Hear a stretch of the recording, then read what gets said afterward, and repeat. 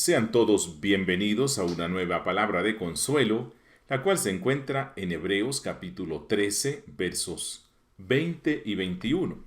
La palabra del Señor dice, y el Dios de paz, que resucitó de los muertos a nuestro Señor Jesucristo, el gran pastor de las ovejas, por la sangre del pacto eterno, os haga aptos en toda obra buena para que hagáis su voluntad, haciendo Él en vosotros lo que es agradable delante de Él, por Jesucristo, al cual sea la gloria por los siglos de los siglos. Amén.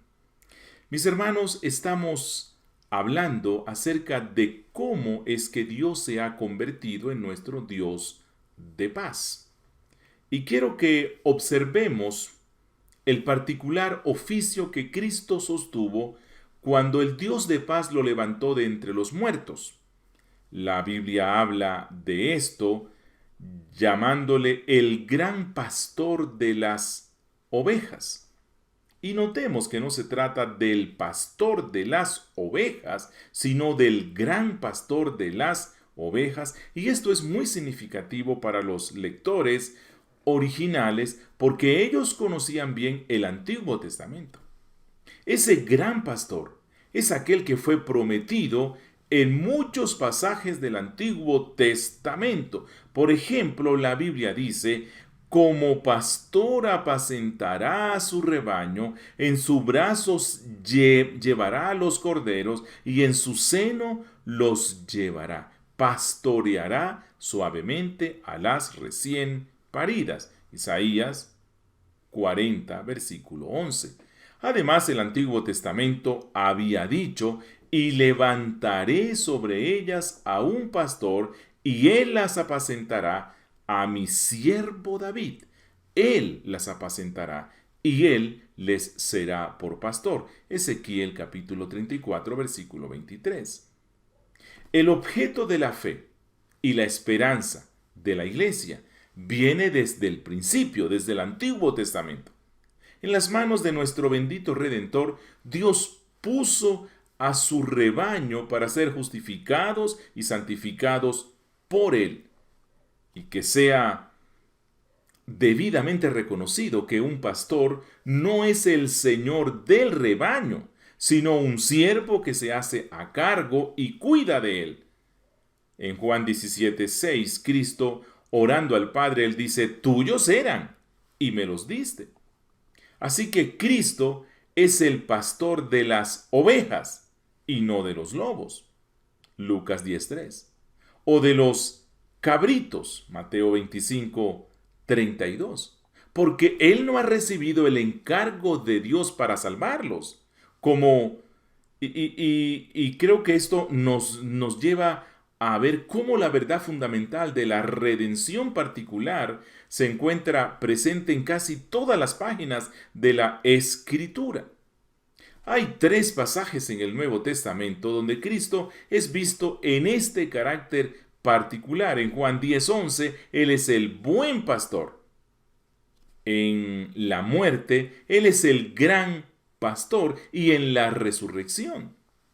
Y el príncipe de los pastores en la gloria, como dice Primera de Pedro 5:4.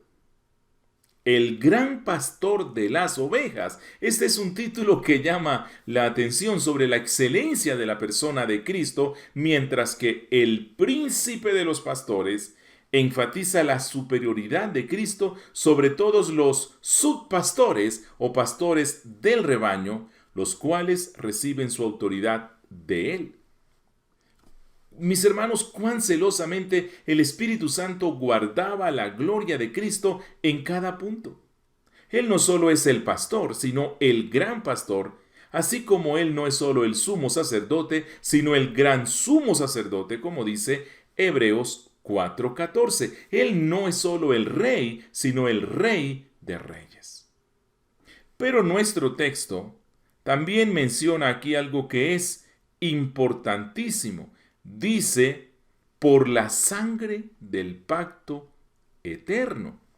Y esto es una obvia alusión a Zacarías capítulo 9, versículo 11, donde dice: y tú también por la sangre de tu pacto serás salva. Yo he sacado tus presos de la cisterna en que no hay agua, es decir, de la tumba. Y lo que la Biblia dice de Cristo, a menudo se aplica a la iglesia. Y aquí lo que se dice de la iglesia es aplicado a Cristo porque juntos forman un solo cuerpo. Entonces, si Él fue sacado de entre los muertos a través de la sangre del pacto eterno, mucho más lo seremos nosotros.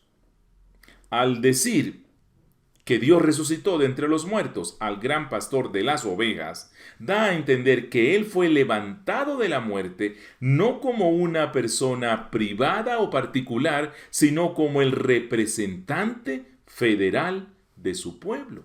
La sangre del pacto eterno. Esta fue la causa meritoria, ya que Él por su propia sangre, dice las Escrituras, entró una vez y para siempre en el lugar santísimo. Hebreos 9:12. Y también la palabra dice, y tenemos libertad para entrar al lugar santísimo. ¿Por qué? Por la sangre de Jesucristo. Hebreos 10:19.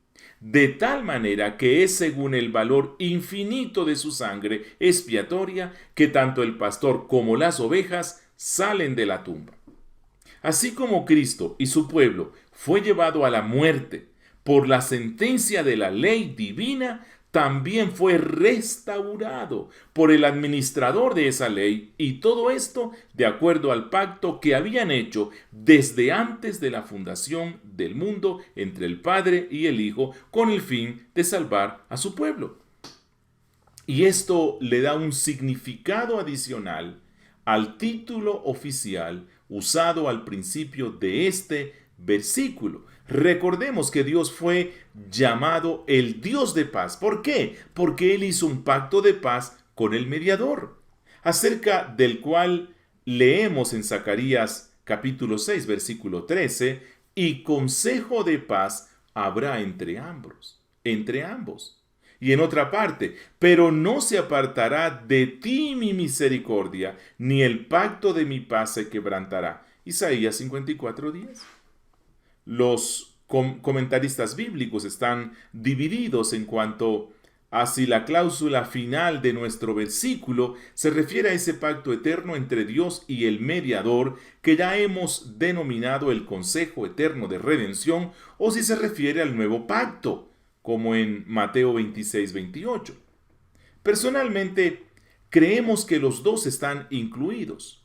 El nuevo pacto es proclamado en el Evangelio. Sí, claro que sí. Y en este Evangelio se dan a conocer las condiciones sobre el cual nosotros podemos personalmente entrar a la paz que Cristo ha hecho. Es decir, el arrepentimiento, la fe y la obediencia. El nuevo pacto es ratificado por la sangre de Cristo y es eterno. ¿Por qué? Porque sus bendiciones son eternas. Ya entendemos entonces por qué podemos orar al Dios de paz. Que Dios te bendiga y que tengas un buen día.